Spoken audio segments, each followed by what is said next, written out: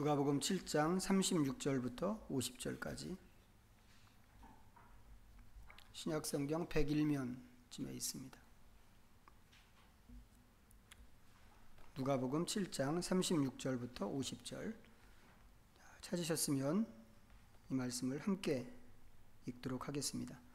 한 바리새인이 예수께 자기와 함께 잡수시기를 청하니 이에 바리새인의 집에 들어가 앉으셨을 때에 그 동네에 죄를 지은 한 여자가 있어 예수께서 바리새인의 집에 앉아 계심을 알고 향유 담은 옥합을 가지고 와서 예수의 뒤로 그 발 곁에 서서 울며 눈물로 그 발을 적시고 자기 머리털로 닦고 그 발에 입 맞추고 향유를 부으니 예수를 청한 바리새인이 그것을 보고 마음에 이르되 이 사람이 만일 선지자라면 자기를 만지는 이 여자가 누구며 어떠한 자 곧 죄인인 줄을 알았으리라 하거늘 예수께 대답하여 이르시되 시몬아 내가 네게 이를 말이 있다 하시니 그가 이르되 선생님 말씀하소서.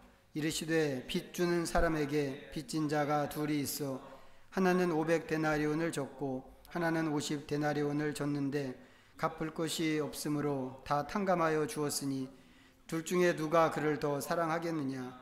시몬이 대답하여 이르되 내 생각에는 많이 탕감함을 받은 자니이다. 이르시되 내 판단이 옳다 하시고 그 여자를 돌아보시며 시몬에게 이르시되 이 여자를 보느냐. 내가 내 집에 들어올 때 너는 내게 발 씻을 물도 주지 아니하였으되 이 여자는 눈물로 내 발을 적시고 그 머리털로 닦았으며 너는 내게 입 맞추지 아니하였으되 그는 내가 들어올 때로부터 내 발에 입 맞추기를 그치지 아니하였으며 너는 내 머리에 감람유도 붓지 아니하였으되 그는 향유를 내 발에 부었느니라. 이러므로 내가 네게 말하노니 그의 많은 죄가 사하여졌도다. 이는 그의 사랑함이 많은지라. 사함을 받은 일이 적은 자는 적게 사랑하느니라. 이에 여자에게 이르시되 내 죄사함을 받았느니라 하시니 함께 앉아있는 자들이 속으로 말하되 이가 누구이기에 죄도 사하는가 하더라. 예수께서 여자에게 이르시되 내 믿음이 너를 구원하였으니 평안히 가라 하시니라. 아멘. 예, 이야기에 좀 여러 사람들이 등장하고 있는데 좀 그 중에 눈에 두드러지는 사람이 세 사람이죠.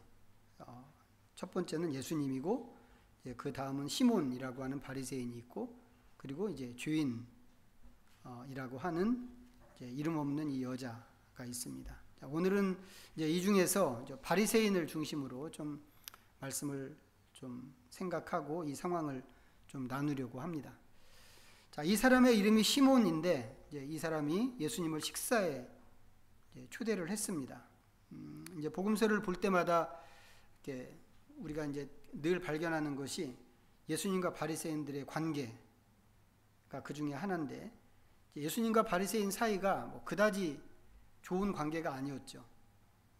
예수님께서는 바리새인들을 향해서 늘 말과 행동이 다르고 또 마음에 생각하는 것도 좀 다른 외식하는 사람 아니면 이중인격자라고 하는 식으로 늘 비판을 하셨고 바리새인들은 예수님한테 뭐 고발할 것이 없나 그런 건수가 없는가 그것만 찾고 어떤 때는 일부러 예수님을 좀 함정에 빠뜨리려고 시험을 하러 접근하는 그런 경우도 여러 번 있습니다. 그래서 마치 물과 기름처럼 도무지 섞이기 어려운 관계가 예수님과 바리새인들의 관계라고 할 수 있습니다. 이제 이런 거 생각하면 바리새인이 예수님을 식사에 초대한다고 하는 게 좀 굉장히 의외적인 일이고 또 예수님께서 그 초대를 거절하지 않고 받아들이시는 것도 좀 우리의 상상을 뛰어넘는 이제 그런 일입니다. 이제 그렇지만 또 실제로 보면 바리새인 중에는 예수님을 식사에 초대한 사람들이 여럿 있었습니다. 여럿 있었고 그때마다 예수님께서도 거절하지 않으시고 또 꼭 가시는 것을 우리가 또 성경을 통해서 볼 수 있습니다. 이제 오늘 말씀이 보여주는 것도 이제 그런 장면 중에 하나라고 보면 될 것 같은데 시몬은 이제 바리새인이지만 예수님을 식사에 초대했고 예수님께서도 기꺼이 그 초대에 응하셨습니다. 자, 그런데 그 동네에 사는 죄를 지은 여자 하나가 예수님께서 그 집에서 식사를 하신다고 하는 소식을 듣고 향유 담은 옥합을 준비해서 예수님을 찾아갑니다. 이번에 이제 좀 문득 이제 저 안에 문득 든 생각인데, 이제 이 이야기를 읽을 때 이제 대부분의 사람들이 이 여자가 예수님을 어떻게 알고 예수님을 찾아갔을까, 이거 되게 궁금하게 생각합니다. 저도 이제 이 대목을 공부할 때마다 늘 그걸 궁금하게 생각했던 것 같은데, 이제 이번에 처음으로 이 바리새인에 대해서도 똑같은 질문을 해야 하는 거 아닌가 하는 생각을 처음으로 한번 해봤습니다. 이 예수님을 찾아간 여자가 예수님을 어떻게 알고 찾아갔을까, 이게 궁금하면 이 바리새인은 예수님을 어떻게 알고 식사에 초대할 생각을 했는지 이것도 궁금해야 할 것 같고, 또 그렇게 해야 공평할 것 같은데 이제 그런 질문을 저도 한 번도 해본 적이 없고, 또 그런 질문을 하는 사람도 또 본 적이 없습니다. 추론을 하자면, 이번 기회에 추론을 하자면 좀 이렇게 생각할 수 있을 것 같습니다. 예수님께서는 늘 갈릴리 주변에 있는 그 도시와 마을들을 찾아다니셨습니다. 누가복음에서 보면 이제 누가복음 9장에서 이제 거기서부터 예루살렘으로 예수님이 결심하고 예루살렘에 올라가시는 이제 그런 이야기가 나오고, 이제 그 9장에서부터 방향을 그쪽으로 이렇게 잡고 가시거든요. 예수님께서 이제 그 전까지는 주로 갈릴리 주변에서 이제 예수님이 다니십니다. 이제 오늘 우리가 보고 있는 이야기는 7장에 있는 이야기인데, 이 7장에서만 보더라도 예수님께서 한 곳에 계시지 않는다고 하는 것을 우리가 알 수 있습니다. 자, 1절을 보시죠. 7장 1절. 자, 같이 읽어보겠습니다. 시작. 예수께서 모든 말씀을 백성에게 들려주시기를 마치신 후에 가버나움으로 들어가시니라. 자, 이렇게 하고 11절로 가서 보시면 11절 또 읽습니다. 시작. 그 후에 예수께서 나인이란 성으로 가실새 제자와 많은 무리가 동행하더니, 앞쪽은 가버나움이고 뒤쪽은 나인성입니다. 지도를 찾아보면, 오늘 지도를 준비는 못했는데 지도를 찾아보면 가버나움은 갈릴리 호수 제일 북단에 붙어있는 도시입니다. 가버나움이. 나인성은 갈릴리 호수 제일 남단에서 거기서 또 남서쪽으로 또 한참 들어가야 있는 그런 마을입니다. 그런데 예수님께서 여기도 가셨다 저기도 가셨다 이러시는 겁니다. 질문을 해야 한다면 여기서부터 해야 할 것 같은데, 예수님께서는 이렇게 이 마을 저 마을 찾아다니시면서 무엇을 하시는 것일까? 가버나움에서는 어떤 백부장의 죽게 생긴 종을 고쳐주셨습니다. 그리고 나인성에서는 죽은 아들을 장사 지내러 가는 과부를 보고 그 아들을 살려주셨습니다. 그렇다면 예수님은 그걸 위해서 거기 가신 것일까? 오늘은 백부장의 종을 고쳐주러 가버나움에 가야겠어. 오늘은 나인성 과부의 아들을 살려주러 가야 돼. 이런 식으로. 그렇게 하고 가신 것은 아니란 말이죠. 거기 가셨을 때 이 사람들을 우연히 만났고, 그때 이 사람들의 문제를 해결해 주셨습니다. 특히 가버나움에 가셨을 때는 이 백부장이 자기가 아는 이스라엘 그 유대인 장로들을 보내서 예수님에게 부탁을 했죠. 자기 종 좀, 죽게 생긴 종 좀 고쳐 주십시오라고 부탁을 했습니다. 이런 걸 보면 성경에서 보여주는 그 사건 자체, 그것을 목적으로 삼고 그 마을들을 찾아다니신 것은 분명히 아닌 것 같다고 하는 겁니다. 예수님은 다른 일로 그곳에 가신 거죠. 그렇다면 이 마을들을 찾아다니면서 예수님은 무엇을 하셨을까? 자, 8장에 힌트가 있는데 8장 1절을 보시죠. 8장 1절 한 절만 읽어보겠습니다. 시작. 그 후에 예수께서 각 성과 마을에 두루 다니시며 하나님의 나라를 선포하시며 그 복음을 전하실새 12 제자가 함께 하셨고, 예수님께서는 하나님의 나라를 선포하시고 복음을 전하셨습니다. 성경이 명시하지 않기 때문에 오늘 우리가 보고 있는 이 동네가 어딘지는 알 수 없는데, 예수님께서 그런 식으로 다니시다가 여기 오신 거란 말이죠. 그러다가 사람들이 특별히 와서 부탁을 하면 병자도 고쳐주시고 귀신도 쫓아내주시고 그렇게 하셨습니다. 그렇지만 주로 하시는 일은 하나님 나라를 전하고 가르치시는 일입니다. 이 동네에 오셔서도 예수님께서는 그렇게 하지 않으셨을까? 쉽게 생각할 수 있다는 거죠. 여기서도 하나님 나라를 전하시고 가르치셨을 것입니다. 시몬과 여인은 그래서 예수님을 아는 거죠. 예수님의 설교를 직접 들은 것일 수도 있고 아니면 다른 사람을 통해서 전에 들은 것일 수도 있지만 예수님이 전하시는 하나님의 나라에 대한 메시지를 들었을 게 분명합니다. 그리고 시몬은 그 예수님을 식사에 초대한 것이고 여인은 향유 옥합을 들고 그 예수님을 찾아가는 것입니다. 말씀드린 것처럼 오늘은 바리새인 시몬을 위주로 이 말씀을 좀 생각해 보려고 하는데 하나님 나라에 대해서든지 아니면 율법에 대해서든지 성경과 관련된 주제를 설교하고 가르치는 것은 랍비들이 하는 일입니다. 그러다 보니까 복음서를 읽다 보면 곳곳에서 사람들이 예수님을 랍비로 생각하고 랍비로 부르는 것을 발견합니다. 막달라 마리아 같은 경우는 요한복음에 나오는 얘기지만 부활하신 예수님을 처음 만났을 때 라보니라고 이렇게 불렀죠. 그 라보니라고 하는 그 말이 선생님이라고 하는 그런 말입니다. 오늘 말씀에서도 예수님을 초대한 시몬 같은 경우가 예수님을 선생님이라고 이렇게 부르고 있습니다. 이런 걸 보면 바리새인들 뿐만 아니라 제자들도 예수님을 새로 등장한 랍비로 생각했던 것 같습니다. 랍비는 이제 대체로 그 당시 사회에서 사회적으로 인정도 받고 사람들의 존경도 받고 또 대접도 받는 그런 부류였습니다. 바리새인 시몬이 예수님을 식사에 초대한 것도 그런 관점이라고 우리가 생각하면 쉬울 것 같은데 여기에 이제 특이한 장면이 하나 있는 거죠. 다시 본문으로 좀 돌아가셔서 누가복음 7장으로 가시면 44절부터 46절까지 다시 한번 읽어보겠습니다.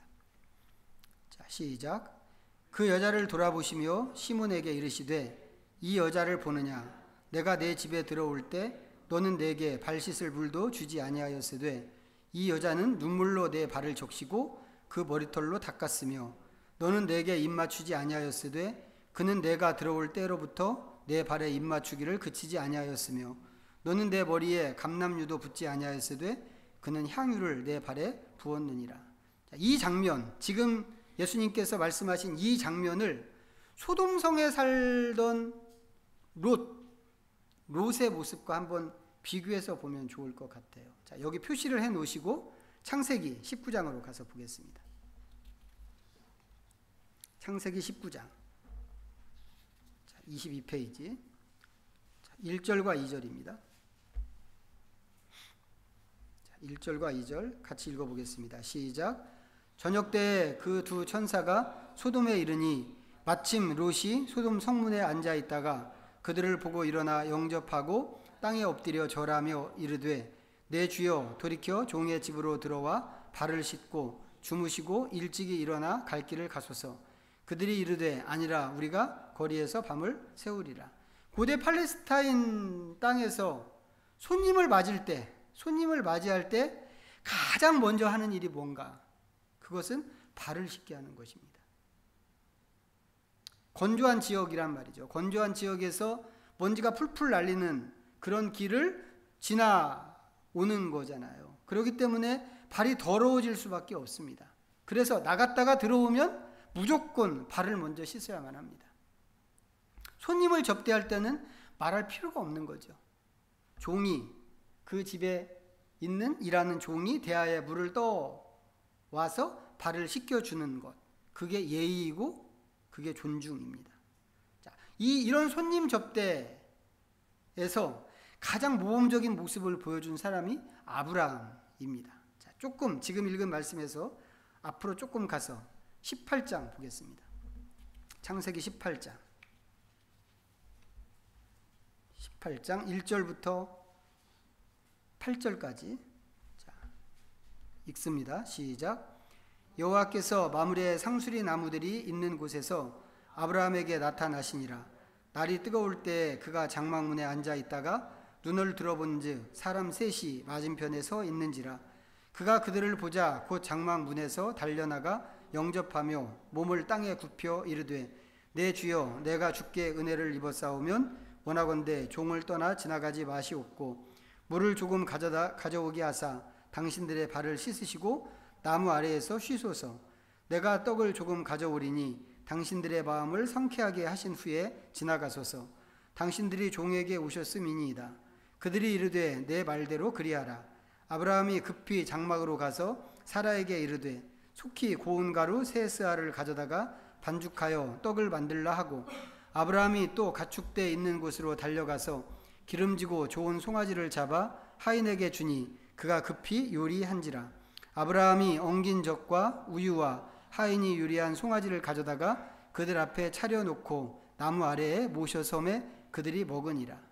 아브라함이 어떻게 했는가? 손님들의 발을 먼저 씻기고 고운 밀가루, 좋은 밀가루란 말이죠. 그 당시에는 지금처럼 시장에서 파는 그런 밀가루가 아니었을 거 아니겠어요?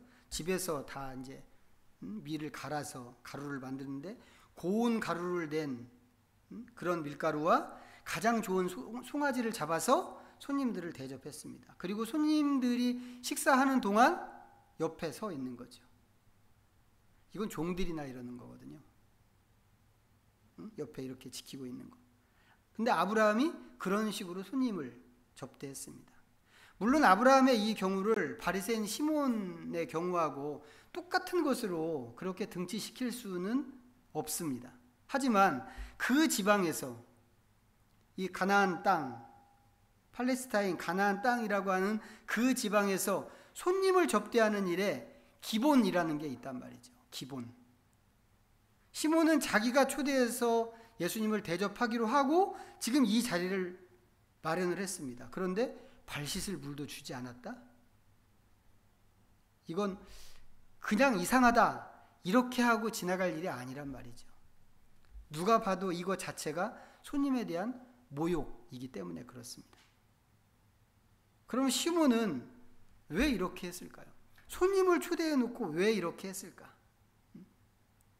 그것은 랍비를 존중하고 대접한다고 하는 차원에서 예수님을 초대한 게 아니기 때문에 그렇습니다. 시몬은 예수님을 더 가까이에서 경험하고 평가하기 위해서 지금 이런 자리를 마련한 것입니다. 이 식사 자리에는 예수님과 시몬 외에도 또 함께 있는 사람들이 있었죠. 49절에 함께 앉아있는 자들이라고 표현한 것을 보면 우리가 그것을 알 수 있습니다. 이 사람들은 누굴까요? 함께 앉아있는 사람들? 대부분의 사람들이 유유상종하잖아요. 유유상종하는 것을 생각하면 이 사람들은 아마도 시몬과 같은 부류의 바리새인들이기가 쉽습니다. 어쩌면 시몬이 자기 의도를 친구들한테 얘기하고 야 너희도 내가 이렇게 할 건데 너네들도 와서 한번 보고 판단해 봐 라고 했는지도 모릅니다. 그러니까 이 사람들도 시몬이 예수님을 초대하고 발 씻을 물도 안 주는 무례를 범하는데 아무도 그것에 대해서 이야기하지 않는단 말이죠. 자기들끼리라도 수군거릴 수 있을 것 같은데 그렇게 하지 않습니다. 전부 같은 의도로 모였기 때문에. 그렇다고 하면 이 사람들은 예수님의 무엇을 확인하려고 그랬을까? 말씀드린 것처럼 예수님께서는 하나님 나라의 복음을 전하셨습니다. 하나님 나라 복음은 처음에 세례 요한이 사역을 시작하면서 선포했던 메시지죠. 근데 예수님께서도 공생애를 시작하면서 같이 똑같은 내용으로 선포하셨던 주제입니다. 그 선포가 뭐예요? 회개하라, 하나님 나라가 가까이 왔느니라 였습니다. 이게 회개하라, 하나님 나라가 가까이 왔느니라, 이게 지금까지 유대인들이 생각해 왔던 것과 좀 다른 부분이라는 거죠. 유대인들은 하나님의 나라는 뭐예요? 다윗의 자손으로 세워지는 하나님 나라입니다. 유대인들에게. 그리고 세계 유일의 선택받은 백성인 유대인들이 그 나라의 백성이 되는 것이고, 그 나라의 백성다움은 어디서 찾는가? 하나님의 말씀인 율법을 준수하는 거기서 찾는 것입니다. 그런데 세례 요한이 나타나서 회개로 들어가는 하나님의 나라를 이야기한 것입니다. 그리고 바로 이어서 등장하신 6개월 뒤에 등장하신 예수님께서도 똑같은 메시지로 사역을 시작하셨습니다. 세례 요한이 하나님 나라를 선포할 때 사람들이 굉장히 많이 몰려 나왔죠. 군인, 창기, 또 세리를 포함해서 일반 백성들이 많이 나와서 설교도 듣고 세례를 받았습니다. 그런데 바리새인들은 아니었죠. 바리새인들은 세례 요한을 믿지 않았고 세례도 받지 않았습니다.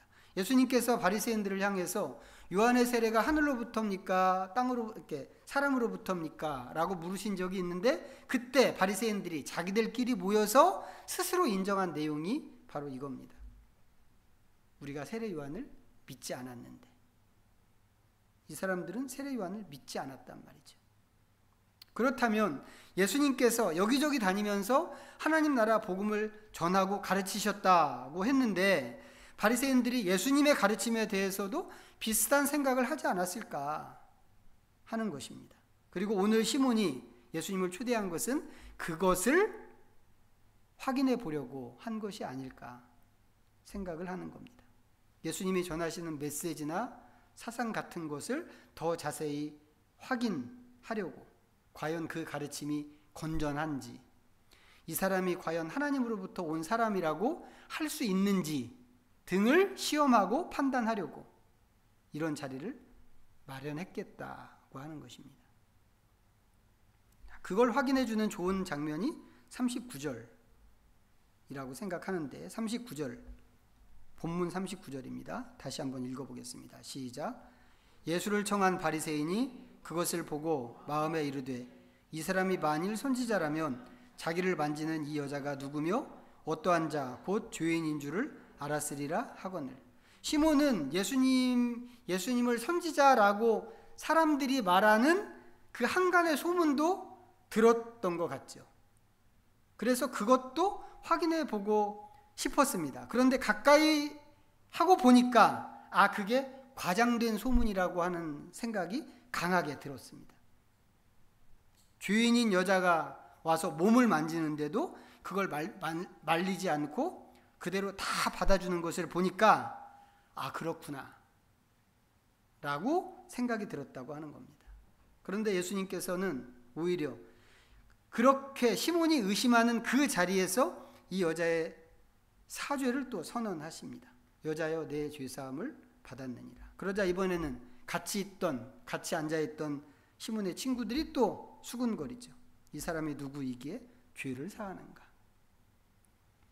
이 사람들은 지금 계속해서 예수님을 자기들이 갖고 있는 그 잣대로 재보고 판단하고 그러는 거죠.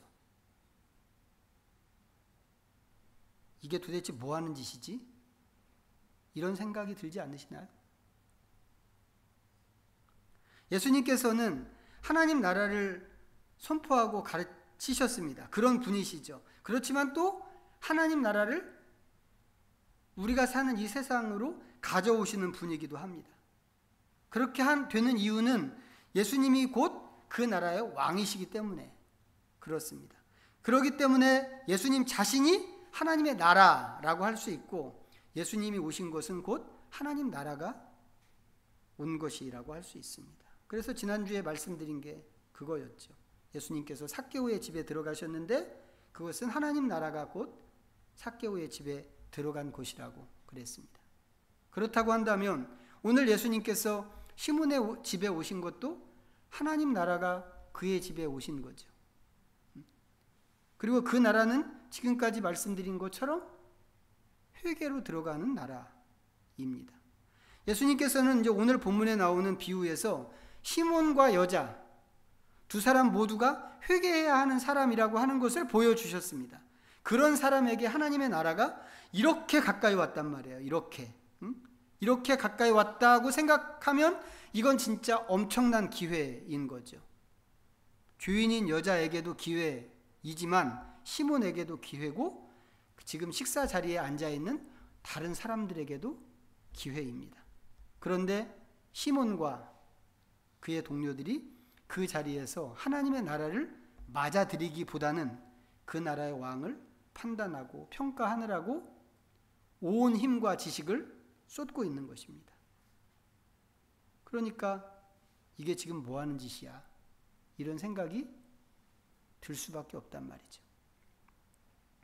삭개오 이야기에서도 말씀드렸는데 오늘 말씀은 지난주에 읽었던 말씀과 함께 저지난주에 읽었던 말씀의 사례입니다. 그때 읽은 말씀이 뭐였어요? 기억하시나요? 지난주에도 한번 말씀드렸는데 하나님께서 하나님 나라의 비밀을 슬기롭고 지혜 있는 자들에게는 숨기시고 어린아이들에게는 나타내셨다고 하는 말씀입니다. 오늘 말씀이 바리새인 시몬과 죄인인 여자 이야기라고 소개되어 있지만 사실은 두 사람 모두가 죄인이라고 하는 것을 보여주는 이야기죠. 그런데 그 두 사람이 똑같이 하나님 나라가 임하는 그런 자리에 지금 있는 것입니다. 하나님 나라 이런 거란 말이죠. 모두에게 똑같이 임하는 그런 나라가 하나님의 나라입니다. 그런데 그 자리에서 한 사람은 하나님 나라에 더 적극적으로 뛰어들어가는 사람이 되었고 다른 한 사람은 하나님 나라를 판단하고 평가하느라고 정작 그 나라에 들어가지 못하고 있는 것입니다. 생각해보면 너무 안타깝죠.